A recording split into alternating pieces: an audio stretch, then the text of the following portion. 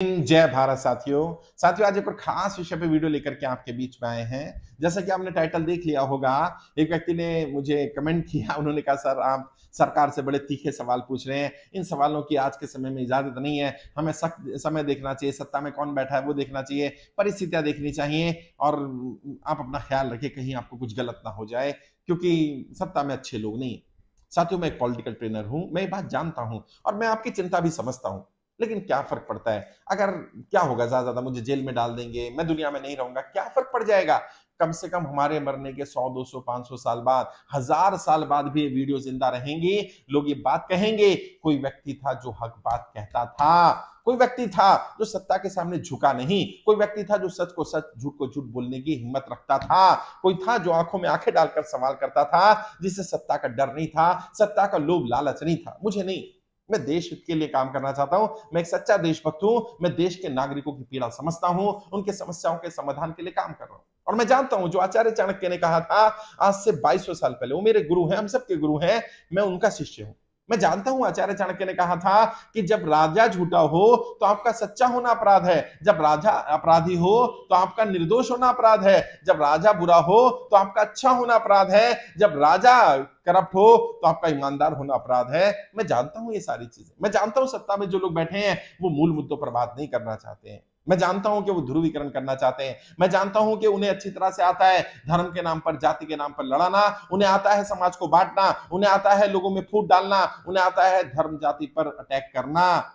ये किसी भी समाज के, किसी भी देश के लिए, किसी भी राष्ट्र के लिए अच्छा नहीं है। अगर राष्ट्र उन्नति करना चाहता है, तरक्की करना चाहता है, तो उस राष्ट्र के सभी घटकों को, सभी अंगों को, सभी मानने वालों को, सभी मान्यताओं को, सभी धर्म, सभी पंथ के लोगों को साथ लेकर के ही चलना पड़ेगा। और किसी भी समाज में वो समाज अपने दबे कुचले वर्ग के लिए, अपने सबसे निचले तबके के लिए क्या योजनाएं बना रहा है, कैसे काम कर रहा है, उससे तय होता है कि वो राष्ट्र तरक्की करेगा कि नहीं करेगा। और ये बहुत डर का, चिंता का विषय हम सबके लिए होना चाहिए। वर्तमान सरकार उस निचले तबके के लिए कुछ नहीं कर रही। 5 किलो राशन देकर, और सरकारें अपनी पीठ थपथपाती हैं, हम पता है 80 करोड़ लोगों को मुफ्त राशन दे रहे हैं। अरे यार, ये अचीवमेंट है क्या? ये फेलियर है। ये आपका भी फेलियर है और पिछली सारी सरकारों का फेलियर है, जो ये आपको आज 80 करोड़ लोगों को राशन देना पड़ रहा है। आप एक तरफ ये कह रहे हैं कि देश उन्नति कर रहा है, तरक्की कर रहा है, देश दुनिया की तीसरी अर्थव्यवस्था बन गया है, और दूसरी तरफ आप ये कह रहे हैं हमारे देश में 80 करोड़ लोग अभी भी ऐसे हैं जो अपना राशन भी खुद नहीं कमा पा रहे हैं, वो राशन के लिए भी सरकारों पर निर्भर है। मतलब क्या, किस तरह की बात कर रहे हैं आप तो खुद बता रहे हैं अपनी नाकामयाबी को। तो सरकारों को इसके लिए काम करना चाहिए। सरकारों को ये योजना बनानी चाहिए कि रोज अगर व्यक्ति को एक मछली चाहिए तो सरकारें ये ना करें कि रोज मछली पकड़ कर देंगे, बल्कि उसे मछली पकड़ना सिखाएं, उसे स्वरोजगार के लिए आगे बढ़ाएं, उसके लिए ऐसा माहौल बनाएं कि वो अपना व्यापार कर सके, काम धंधा कर सके, तरक्की कर सके, आगे बढ़ सके। अब व्यक्ति आगे नहीं बढ़ पाएगा, व्यक्ति सरकारों पर निर्भर रहेगा, व्यक्ति अपनी आर्थिक स्थिति खुद ठीक नहीं कर पाएगा, तो आप कब तक ठीक कर लेंगे? कोई भी सरकार हो, सरकार की भी एक लिमिटेशन है। लेकिन मैं जानता हूं कि रिस्क है, लेकिन मैं रिस्क ले रहा हूं। क्यों? क्योंकि मुझे मालूम है इतिहास इस बात पर नहीं लिखा जाएगा कि आप कितना झुक गए थे, आपने किसके सामने घुटने टेके थे, आप सत्ता के सामने नतमस्तक हो गए थे। इसे इतिहास किसी को याद नहीं रखता।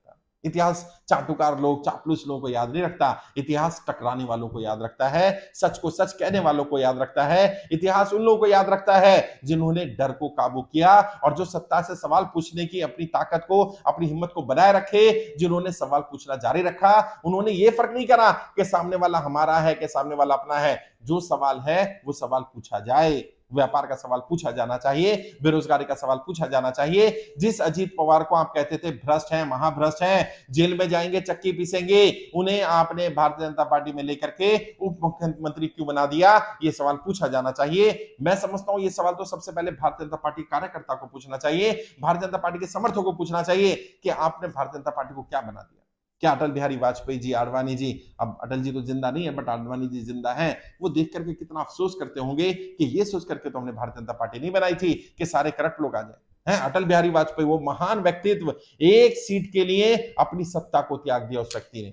आज वो दुनिया में नहीं है, लेकिन हम सब, कोई है, कोई एक भी व्यक्ति जो सुन रहा हो और जो कहे कि अटल बिहारी वाजपेयी जी ने आदर्श स्थापित नहीं किया राजनीति के, एक व्यक्ति नहीं मिलेगा, चाहे उनकी विरोधी विचारधारा का ही क्यों ना हो। क्यों? क्योंकि उन्होंने ऐसे आयाम स्थापित किए, उन्होंने ऐसे काम किए, वो हम सबके लिए माननीय है, हम सबके लिए सम्माननीय है, क्योंकि उन्होंने साबित किया कि सत्ता महत्वपूर्ण नहीं है, विचारधारा महत्वपूर्ण है, काम करना महत्वपूर्ण है, चाहे आप सत्ता में रहकर करिए, विपक्ष में करिए।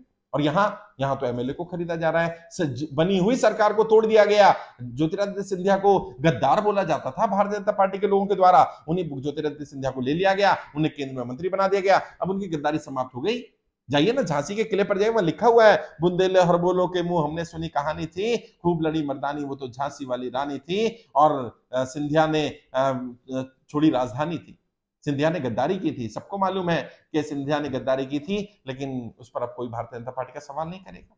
और वहां देखिए मध्य प्रदेश में क्या हो रहा है, अभी चुनाव आने वाले, नतीजे आएंगे, आपके सामने आ जाएगा जनता कितनी नाराज है। आप जनता के सेंटीमेंट को नहीं समझ पा रहे, आप जनता की भावनाओं को नहीं समझ पा रहे हैं, क्योंकि आपको लग रहा है नरेंद्र मोदी जी नहीं रहेंगे तो हिंदुत्व समाप्त हो जाएगा।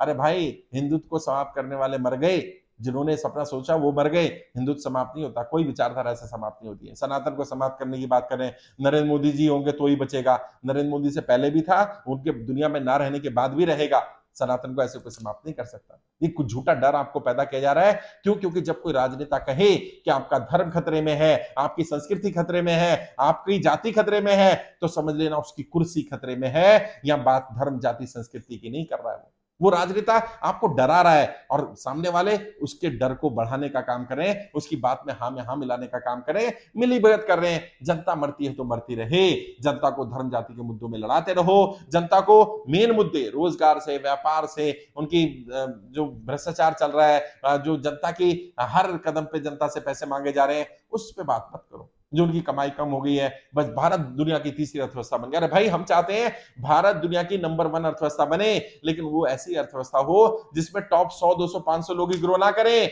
जिसमें देश के सब 140 करोड़ नागरिक ग्रो करें। और जब एक एक नागरिक ग्रो करेगा, तभी देश का असली विकास हो पाएगा। अगर ये सवाल पूछना नाजायज है, अगर ये सवाल पूछना गलत है, अगर सरकार से सवाल पूछना गलत है, तो मैं अपराधी हूं, मेरा ये तो अपराध है। और मैं जानता हूं ये बात, आप चिंता मत करिए। मैं राजनीति का स्टूडेंट हूं, विद्यार्थी हूं, आचार्य चाणक्य का शिष्य हूं। मैं सब बातें जानता हूं कि यदि सत्ता गलत है, गलत हाथों में है, सत्ता में बुरे लोग हैं, तो आपका सही होना अपराध ही है।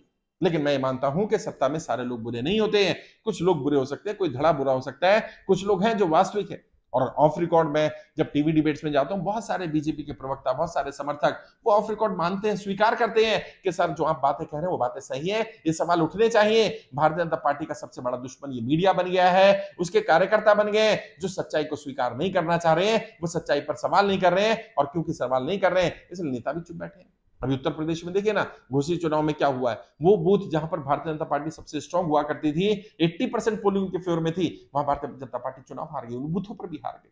अभी होने वाला है राजस्थान में, पहली बार ऐसा होगा न जाने कितने साल बाद कि सरकार रिपीट हो जाएगी कांग्रेस की, भारतीय जनता पार्टी कमियों की वजह से। कांग्रेस ने कोई बहुत बढ़िया काम नहीं कर दिया है, लेकिन भारतीय जनता पार्टी अपनी अंतर्कलह में बिजी है। छत्तीसगढ़ में उन्हें मिल नहीं रहा, अभी अमित शाह जी का दौरा था दंतेवाड़ा में, वो दौरा कैंसिल करना पड़ गया। क्यों? क्योंकि लोग ही नहीं पहुंच रहे। तो समस्या क्या है? जो आपको सच्चाई बता रहा है, जो आपको आईना दिखा रहा है, आप यहाँ के आएगा तो मोदी, कुछ भी कर लो आएगा तो भाई, हम कौन सा ये चाहते हैं कि ना आए, काम करे ना। आएगा क्या? चौक पे आना पड़ेगा। नहीं तो नरेंद्र मोदी जी को उन्होंने तो कहा था अगर मैं काम नहीं करूं तो चौक पे आए, जनता चौक पर बुला लेगी, तैयार बैठी है। क्योंकि व्यापारी बहुत परेशान है, व्यापारियों की हालत बहुत खराब है, और व्यापारी कोर वोटर है भारतीय जनता पार्टी का। अगर व्यापारी टूट गया, व्यापारी ने साथ छोड़ दिया, तो भारतीय जनता पार्टी को एक एक सीट निकालना भारी पड़ने वाला है साहब। आप बन जाइए, उनके समर्थक बने रहिए, आपके खाली वोट से भारतीय जनता पार्टी जीतने वाली नहीं है। भारतीय जनता पार्टी को जीतना है तो उसे बहुत मेहनत करनी पड़ेगी, मूल मुद्दों पर काम करना पड़ेगा। और भारतीय जनता पार्टी का वोटर, लोग कुछ भी कहते रहे, मैं समझता हूं विवेकशील वोटर है, समझदार है, बुद्धिमान है, बुद्धिहीन नहीं है, मूर्ख नहीं है। उसे आप अंधभक्त कह लो, जो मर्जी कह लो, ऐसा नहीं है। भारतीय जनता पार्टी का वोटर बहुत समझदार है, वो समय पर चोट देता है, और जैसी चोट देता है ना, उसकी चोट दिखाई नहीं देती है, लेकिन उसकी गूंज बहुत दूर तक सुनाई देती है। भारतीय जनता पार्टी के वोटर ने बहुत बार भारतीय जनता पार्टी को ऐसी चोट दी है, और भारतीय जनता पार्टी जानती है